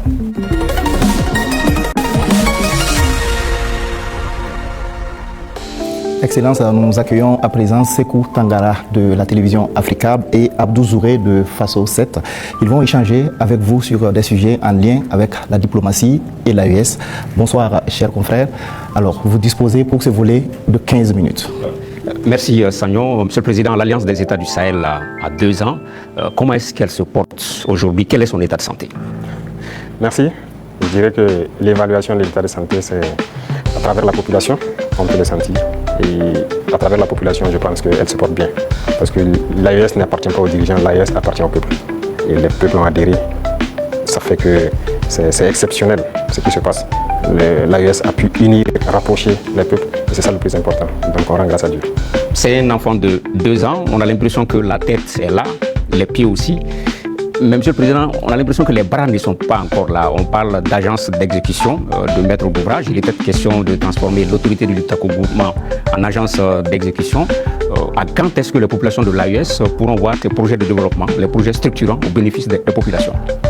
Très bien. Je pense que là, c'est une mutation qui est en cours. Ce n'est pas définitif d'abord. Il y a toujours la réflexion, parce que c'est un administrateur provisoire qui est là.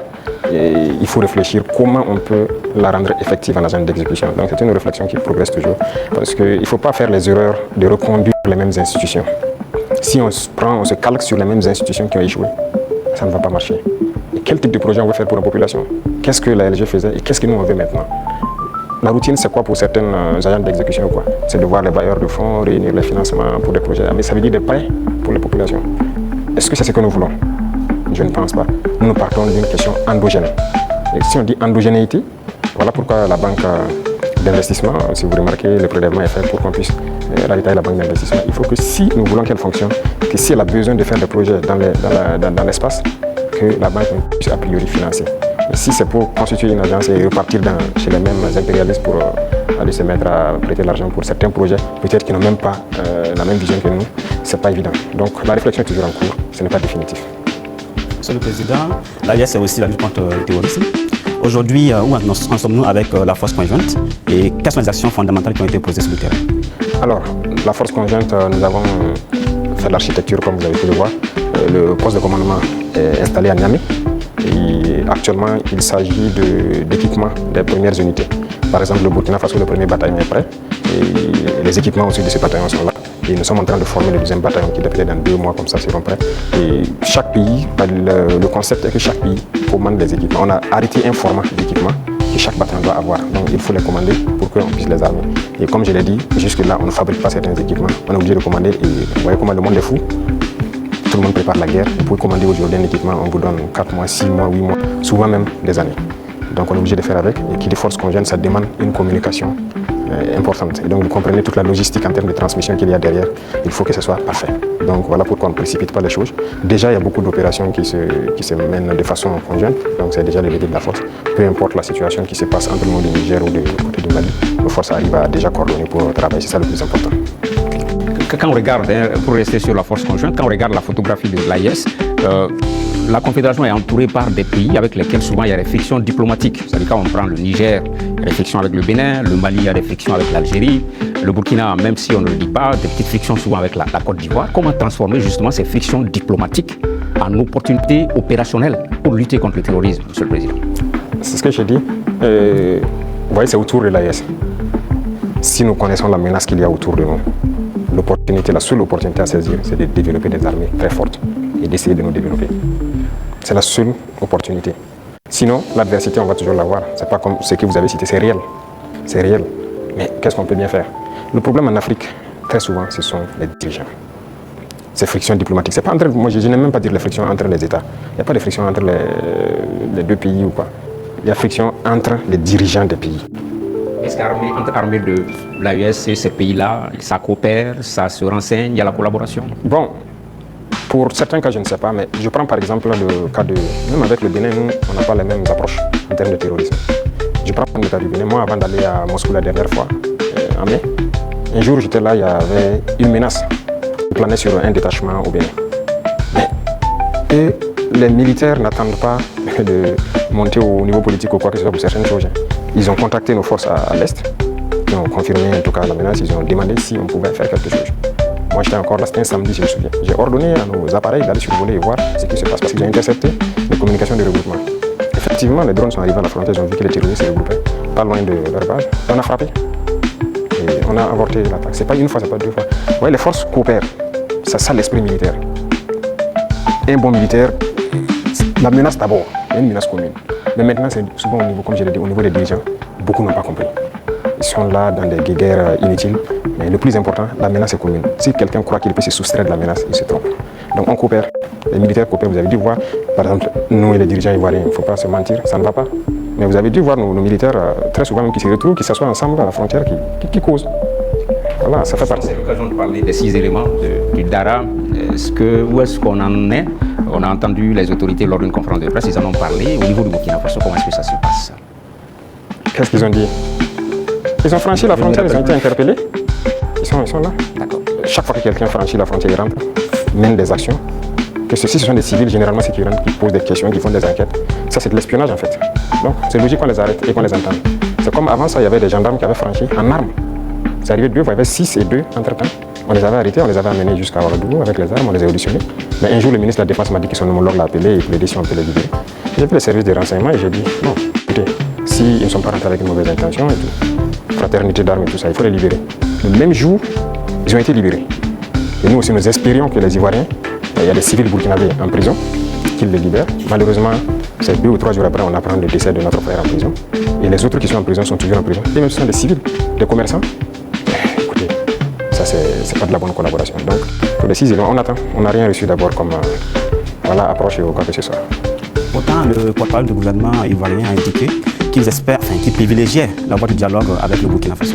Il a dit en conférence de presse le mercredi passé. On les attend. Nous, si on avait privilégié la voie du dialogue, on espérait aussi qu'ils libèrent nos civils innocents et qu'ils viennent. Mais un est mort dans leur prison qui n'est pas une prison conventionnelle. Donc, écoutez, chacun assume ses actes. Et nous, on n'a pas l'art de mentir. Ce qui est réel, on le dit. On n'a pas de personne à nous approcher d'abord. Donc la situation est telle qu'elle. Voilà. Les relations entre l'AES et la CEDEAO sont claires, elles sont limpides, c'est la rupture. On se pose des questions par rapport à l'UEMOA. Récemment, lors de la conférence des ministres des Finances de l'UEMOA, il était question que ce soit le Burkina Faso qui préside la conférence des ministres. Ça n'a pas été le cas. Comment est-ce que cette question a été abordée au niveau du collège des chefs de l'État de l'AES? Quelle lecture vous en faites? Non, c'est pas surprenant. Nous, on était préparés à ça, c'est pas surprenant. Il y a des gens qui se prévalent de gouverner toute l'Afrique de l'Ouest et qui sont les... Ça marche pas avec nous. Ça marche pas, on les a dit clairement. Moi, j'ai des gens avec certains chefs d'État, ils disent ça marche pas. Y a-t-il de quoi quitter l'UEMOA, Monsieur le Président? Mais c'est la nécessité. Et peut-être on tend vers ça. Si on ne peut pas gouverner, qu'est-ce que vous voulez? On nous cherche. Ça a été le même cas que la CEDEAO. On nous pose vers la porte, ben on va partir. Donc on les regarde. La balle est dans leur camp. En préparant l'émission, Monsieur le Président, on a appris que vous aimez cette formule « tout est urgent ». Au sein de l'AES, est-ce qu'il y a plus urgent, même dans la hiérarchisation des urgences, qu'est-ce qu'on peut privilégier aujourd'hui? Les urgences au niveau de l'AES? Oui. C'est la question sécuritaire. C'est le plus urgent. Et vient maintenant la question du développement qui est liée à la question sécuritaire. Il faut qu'on libère nos terres et qu'on sécurise nos populations. Ça, c'est l'urgence absolue. Donc tout l'effort, toute la concentration, même nos tâches quotidiennes doivent être orientées vers ça. Chaque fois qu'il y a un incident, en tant que chef d'État, on doit être au courant et on doit s'intéresser, on doit trouver des solutions, ainsi de suite. C'est ça qui est le plus important. Et réfléchir constamment. Récupérer nos terres, sécuriser, faire en sorte que même dans 100 ans, cette situation n'arrive plus. Monsieur le Président, l'AES c'est un même peuple, c'est un même destin. On est curieux de savoir comment les autres pays de l'AES perçoivent la révolution burkinabé. Peut-être qu'il viendra la révolution, c'est une étape. Mais il faut savoir que le Burkinabé est intrinsèquement révolutionnaire. Et c'est le même peuple, par la mentalité actuellement qu'on a réussi à inculquer. Fondamentalement, vous-même vous êtes Burkinabé, vous savez que non, n'est pas facile. Le Burkinabé est intrinsèquement révolutionnaire, ça fait que la révolution passe plus facilement. Voilà. Même quand on ne faisait pas la révolution, les gens même réclamaient la révolution. Donc les autres, ils vont aussi proclamer sûrement, j'espère. On n'a pas le choix que de faire une révolution.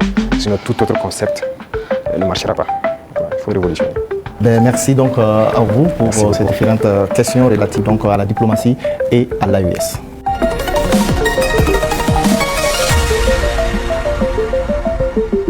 Monsieur le Président, nous nous acheminons vers la fin donc, de cet entretien. La 5e et dernière rubrique concerne la géopolitique régionale et internationale. Les questions irrélatives donc, sont portées par Dieudonné Zoungrana de Aujourd'hui au Faso et Jules Domsé donc, de Vox Africa. Vous avez pour cette rubrique 15 minutes également. Alors, Excellence, si vous permettez, on va rester toujours en Côte d'Ivoire. Les relations avec ce pays sont exécrables et avec le langage direct et franc du soldat et du révolutionnaire que vous êtes, vous avez eu à dire que les raisons de cette colère, vous n'êtes pas contre le peuple ivoirien, mais contre les dirigeants qui donnent le gîte et le couvert aux déstabilisateurs du Burkina Faso. Alors, à quand et dans quelles conditions peut-on avoir un dégel et un ambassadeur, un échange d'ambassadeurs entre les deux pays? Ça dépend d'eux. De toute façon, ce n'est pas nous qui avons commencé cette situation. Moi, je me souviens au tout début, même le jour du 30 septembre, est-ce que l'une des premières personnes qui m'a appelé, ce n'était pas le président de l'Assemblée nationale. Et après, son petit frère est venu par 2 fois nous voir et tout ça. C'est vrai, on peut dire que les relations étaient bonnes, mais il a voulu qu'on suive une certaine direction. Mais comme vous avez dit, en tant que révolutionnaire, nous savons que nous ne sommes pas là pour ça.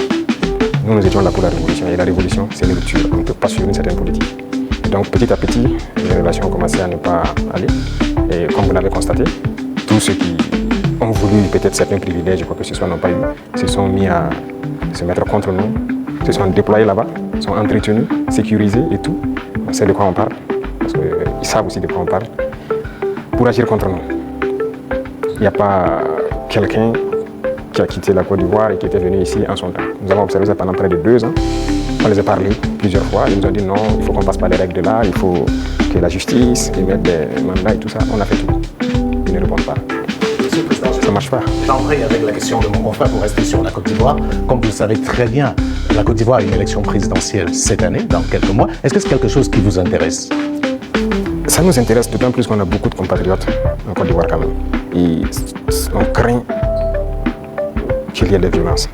Et ça, ce n'est pas forcément la bienvenue. Parce que nous avons vécu malheureusement les années passées aux violences en Côte d'Ivoire avec les opérations Bayuri. Tout le monde a subi ça au Burkina. Aujourd'hui, vraiment, nous ne souhaitons pas qu'il y ait des violences. Tout à l'heure, vous avez semblé dire quelque chose. Je voudrais que vous précisiez parce que c'est un peu très sensible selon moi. Est-ce que vous semblez nous dire qu'aujourd'hui, la Côte d'Ivoire servirait de base arrière à une organisation visant à déstabiliser le Burkina Faso? Ça, même plus que ça. Base arrière à une organisation servant à déstabiliser le Burkina. Ils sont là-bas. Les ennemis du Burkina sont clairement là-bas, affichés, protégés. Ils sont payés, ils sont protégés, ils sont bien logés. En plus de ça, il y a la question du terrorisme. Mais non. Le pouvoir flotte avec les terroristes. Il ne faut pas se mentir. Attendez. Croyez-vous vraiment que peut-être l'armée ivoirienne est tellement surpuissante que quand les terroristes les voient sur le moment, ben écoutez, cela ne faut même pas les toucher, quoi que ce soit. Vous croyez à ça?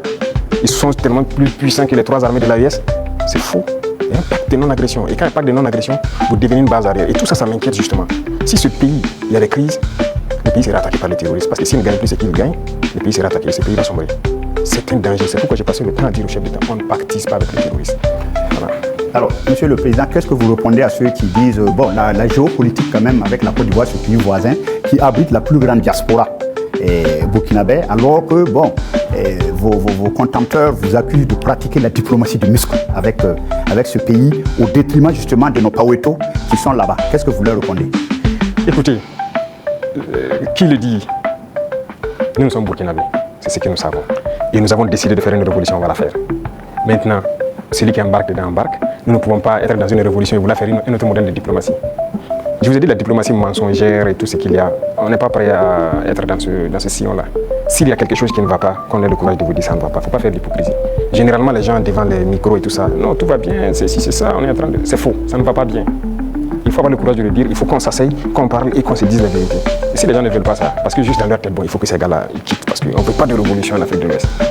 Ça ne va pas marcher. Donc, chacun se prépare à assumer les conséquences de la situation. Alors, pour sortir de la Côte d'Ivoire, Monsieur le Président, on reste quand même au niveau de l'AES. Vous avez certainement suivi le dernier sondage fait par nos confrères des Jeunes Afrique, et avec des résultats qui peuvent sembler étonnants, les populations des pays francophones sont tous favorables à l'AES. Je dirais même la Côte d'Ivoire à 66% apprécie ce qui se fait au niveau de l'AES. Alors comment est-ce que vous recevez ce message?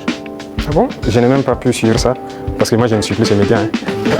Alors, les confrères, c'était un sondage qu'ils ont commandé. Peut-être qu'ils ne s'attendaient pas à ce résultat, mais le résultat est tel. Ils ont été au Cameroun, ils ont été au Sénégal, ils ont été au Bénin, ils ont été en Côte d'Ivoire. Et là-bas, les populations sont tous favorables à l'AES et apprécient dans leur grande majorité ce qui se fait au niveau de l'AES. C'est logique, je dirais. Les populations ouest-africaines sont la plupart du temps liées. C'est la même famille. C'est le colon qui nous a divisés. Et quand les gens voient qu'on essaie de s'unir, ça ne fait qu'inspirer, ça ne peut faire que plaisir. Donc moi, ça ne m'étonne pas que ces populations apprécient. Et ce qui m'étonne, c'est le fait qu'ils aient publié. Pourquoi ils ont publié ça? Il n'y avait pas le choix. Quand vous commandez une enquête, c'est connu. Après, vous êtes obligé de publier les résultats. Bon, peut-être ça, mais il faut faire attention à ces gens parce que... Je suis totalement d'accord avec vous. Voilà, ils sont pas sinon, je suis d'accord, c'est normal, c'est logique. Avec la permission de Dieudonné, je voudrais vous poser une question concernant justement votre relation avec une autre organisation. Qu'est-ce que vous faites encore dans l'Union africaine? Bonne question. Alors, je dirais que notre situation dans l'Union africaine est tellement passive qu'on ne sait pas si on est dans l'Union ou si on n'est pas dans l'Union. On nous a suspendus depuis, personne ne nous parle, c'est vraiment un silence radio. Donc alors, moi je ne sais pas si je suis dans l'Union ou pas.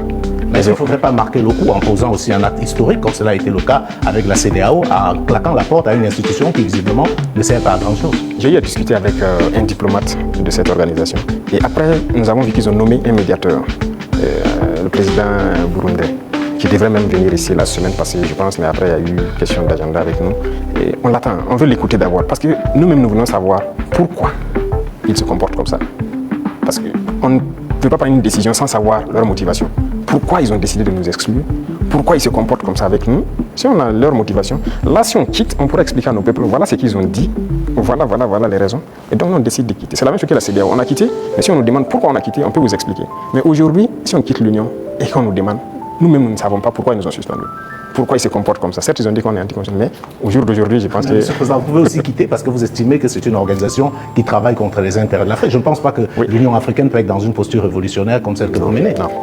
Par respect pour certaines personnes, voilà pourquoi j'ai dit j'attends que le médiateur qui a été nommé, qui a déjà envoyé son émissaire, prenne contact avec nous. Nous l'attendons. C'est par respect vraiment pour ce président. Nous l'attendons qu'il vienne, qu'on discute, qu'il nous dise ce qu'il y a et nous lui dirons les conclusions de nos débats. Monsieur le Président, on va aller au bord de la mer Noire, en Russie. Alors, la science a l'art de ses instruments. Vous avez fait des études scientifiques. Alors, lors d'un séjour à Moscou, vous avez demandé au patron du Kremlin de nous apprendre à pêcher le poisson au lieu de nous donner le poisson, le transfert des technologies. Alors ça, je pense qu'aujourd'hui, c'est vrai, tout le monde est d'accord que le biberonnage là, extérieur ne peut plus continuer. Alors, où en est-on aujourd'hui avec justement ce transfert de technologies? Parce que vous avez parlé tout de suite avec des confrères qu'on va un jour fabriquer même nos armes. Alors, où en est-on actuellement avec ce transfert de technologies? Alors, je pense qu'ils ont bien entendu le message. Je l'ai clamé en 2023, pendant le sommet de Saint-Pétersbourg. On nous a donné du blé, il ne faut pas qu'on aille encore demander du blé, il faut cultiver. Si on nous donne du poisson, il faut qu'on apprenne à pêcher. Et je pense que les initiatives qu'on est en train de développer, nous avons demandé donc à la Russie d'offrir un certain nombre de bourses d'études à des étudiants burkinabés pour qu'ils aillent apprendre la science. Ils ont accepté. Donc il y a déjà des gens qui sont partis dans certains domaines pointus. Si vous regardez la création de l'agence atomique, on a déjà des étudiants qu'on a envoyés depuis l'année dernière qui sont en formation sur le domaine atomique, qui est une technologie poussée. Et on va continuer d'en envoyer chaque année. Donc il y a plusieurs autres domaines où nous avons demandé des formations. Ce n'est pas la Russie seulement. Même à la Chine, on a demandé des formations particulières et envoyer des étudiants. En Iran aussi, pareil, on est en train de taper en tout cas tous ceux qui ont pu développer des technologies pour envoyer des étudiants formés. Géopolitiquement, bon, le capitaine président Ibrahim Traoré aujourd'hui a mis le Burkina sur orbite comme à l'époque 150. Qu'est-ce que ça vous fait aujourd'hui? Bon, un pays comme le Burkina, bon, certains disent un petit capitaine. Qu'est-ce que ça vous fait géopolitiquement aujourd'hui d'être au pinacle? Écoutez, est-ce que vous avez toujours la tête sur les épaules? Un renforcement la tête sur les épaules, c'est une charge. De voir, c'est une mission globale qui nous a été confiée. De voir que tout le monde entier s'intéresse au Burkina. Je ne dirais pas une pression, mais c'est une charge, c'est une responsabilité. Et on doit de l'assumer avec toute la concentration nécessaire. On n'a pas le droit de faillir. Qu'on le veuille ou pas, nous allons aller dans le sens des peuples, parce que c'est eux qui ont fait valoir cela. Donc, on l'a vu, le Burkina est vraiment en orbite, comme vous le dites, et nous travaillons à maintenir le Burkina dans cette posture, à être le pays des hommes intègres, à être le pays modèle, à être le pays qui va quitter cette situation de sous-développement, être dans quelques années un pays très développé, faire un miracle, parce que c'est ce à quoi les gens aspirent. Et aussi pouvoir donner notre part de voix et de tout ce qu'il y a pour le bonheur du monde, si je peux dire. Depuis que vous êtes chef d'État, vous voyagez très peu. Le seul pays en Afrique où vous êtes allé, c'est probablement la Russie, si je ne m'abuse. Et on a vu vos homologues africains aux États-Unis, avec une sorte de photo de classe, avec le président Trump. Et je vous donne un commentaire d'un ami à moi qui me disait « Le capitaine Traoré n'aurait jamais accepté ça ». Est-ce que c'est vrai? Écoutez, moi je voyage peu comme vous l'avez dit. Et je suis parti en Russie 2 fois, mais pour des objectifs bien précis. Il se peut que j'aille vers d'autres partenaires pour des objectifs bien précis. À part ça, je ne compte pas aller faire le tour du monde comme les autres le font. Parce que pour moi, il faut rester concentré et travailler pour son pays. Le président Trump lui-même, il a dit America First. C'est l'Amérique d'abord, il travaille pour les intérêts des Américains. Et donc moi, je travaille pour les intérêts des Burkinabés. Si je n'ai pas d'intérêt là-bas, qu'est-ce que je vais aller faire? Alors, l'un des grands sujets géopolitiques actuels, c'est bien sûr le conflit israélo-palestinien. On voit des États prendre de plus en plus position. On a vu des États occidentaux, européens, pour ne pas les nommer, dire qu'ils vont reconnaître, et c'est un signe fort, l'État palestinien. Mais comme d'habitude, l'Afrique est quasiment silencieuse. Elle est dans la position attentiste. Est-ce que vous, du Burkina, vous pouvez donner une position qui permet de comprendre un peu ce que pense l'Afrique par rapport à ce qu'on est en train de vivre aujourd'hui dans la bande de Gaza? Je ne peux pas vous donner une position qui permet de voir ce que pense l'Afrique. Certains Africains, ou certains dirigeants africains. Parce que beaucoup de dirigeants africains ont une autre manière de voir les choses. C'est le malheur de l'Afrique, si je peux le dire, on n'est pas unis. On ne voit pas de la même manière. Certains ont peur, certains ont les mains liées, certains sont là pour les intérêts d'autres personnes. Écoutez, l'Occident a amené des gens qui ont grandi chez eux, tout fait chez eux, venus les mettre chef d'État en Africain. Donc c'est eux qui contrôlent tout ça. Et donc l'Afrique ne peut pas avoir une opinion. Mais je sais qu'au fond de tout un chacun, personne n'aimerait voir ce qui se passe là-bas, se passer chez lui. Mais malheureusement sur le continent africain, il y a une situation pareille. Au Congo, qu'est-ce qu'on fait même pour le Congo? En République démocratique du Congo. Ça fait combien de millions de morts depuis combien de temps? Nous-mêmes, nous sommes en guerre. Est-ce que vous avez vu des pays africains même porter la voix pour le Burkina depuis les 10 années passées? C'est rare. C'est rare. Donc l'Africain a ce problème-là. Pendant que quand on voit en Europe, ils ont un problème. Tout le monde est uni, les gens arrivent à rapidement trouver des solutions. Les États-Unis, c'est pareil. Mais l'Afrique a ce problème. Vous voyez, ça fait 10 ans que nous on se bat. Vous n'avez pas entendu quelqu'un porter la voix du Burkina au niveau des institutions internationales, de quoi que ce soit, ni le Mali, ni le Niger. Nos populations meurent, c'est pas leur problème. Congo, ça meurt, c'est pas notre problème. La dernière fois, j'ai essayé dans une de mes paroles d'essayer de parler pour que ça fait combien de millions de morts. Le Soudan, regardez comment il se déchire. Il y a beaucoup de conflits sur notre sol déjà et on n'arrive même pas à porter la voix. Donc, comment on va aller porter la voix des autres? Donc, il faut que nous, Africains, on s'éveille. Est-ce que le Burkina peut reconnaître un État palestinien? Est-ce que le Burkina est prêt à reconnaître l'État palestinien? Pourquoi pas? C'est un État. C'est un État. Pourquoi on ne va pas reconnaître un État palestinien? Non, ce qui se passe, c'est très grave. Je pense que l'État palestinien existe et doit exister. Sinon, cette guerre ne finira jamais. Là où nous partons, ça ne finira jamais. Pendant que vous croyez que ça va finir, ça reprend de plus belle. Et on va continuer comme ça. Mais je pense aussi qu'il y a beaucoup de parts de responsabilité des pays autour là-bas. Parce que c'est leur région et les gens doivent pouvoir donner la voix pour trouver une solution à ce conflit. Voilà. Et quant à nous, on continue de se battre ici. L'État burkinabé qui doit demeurer, c'est ça qui est le plus important. Et on se bat pour notre État burkinabé. Voilà, Monsieur le Président, nous sommes donc au terme de ces 90 minutes face à la presse. Merci pour votre disponibilité et merci pour cette belle opportunité offerte à la presse nationale et internationale. Mais avant de nous séparer, Monsieur le Président, est-ce que vous avez un message particulier à l'endroit du peuple burkinabé à l'orée du 3e anniversaire de votre accession à la magistrature suprême? Pour le peuple burkinabé, ça fait 3 ans. Et nous sommes là et qu'on chemine. Et j'ai d'abord des mots de remerciement. Des remerciements du fond du cœur. Parce que le peuple est resté concentré. Concentré pour écouter les messages qu'on a véhiculés. Parce que l'une des armes importantes que nous avons utilisées, c'est aussi la communication. Parce que nous avons compris que les impérialistes ont toujours utilisé la communication pour détruire l'Afrique. Parce que tout ce qui se passe comme conflit, ce sont des manipulations. Ce sont des manipulations. Et regardez, je prends encore le cas du Soudan. 2 groupes sont manipulés par des puissances. Faudrait-il pas à un moment donné qu'on se parle, on s'assoit, on exploite nos ressources ensemble, on fait vivre nos populations, on va continuer à se déchirer? Tout ce qui s'est passé comme assassinat de leaders politiques en Afrique, les guerres et tout, c'est à travers la communication qu'on a manipulé. Et la communication est très importante. Et ça, le peuple burkinabé a été concentré pour percevoir le message. Et nous continuerons de communiquer pour les faire comprendre ce que nous faisons et vers où nous partons. Ça, c'est le plus important. Deuxième chose, je remercie Dieu aussi, qui a permis à ce que nous puissions, en tout cas malgré la guerre, poser des actes et communiquer sur ces actes pour que le peuple comprenne qu'un lendemain meilleur possible, l'espoir est permis. Et tant que les gens garderont cet espoir, on va y arriver au point où nous souhaitons. Et la dernière chose, c'est cette situation sécuritaire qui est là, de rassurer que la guerre va finir au Burkina Faso. Nous vivrons en paix.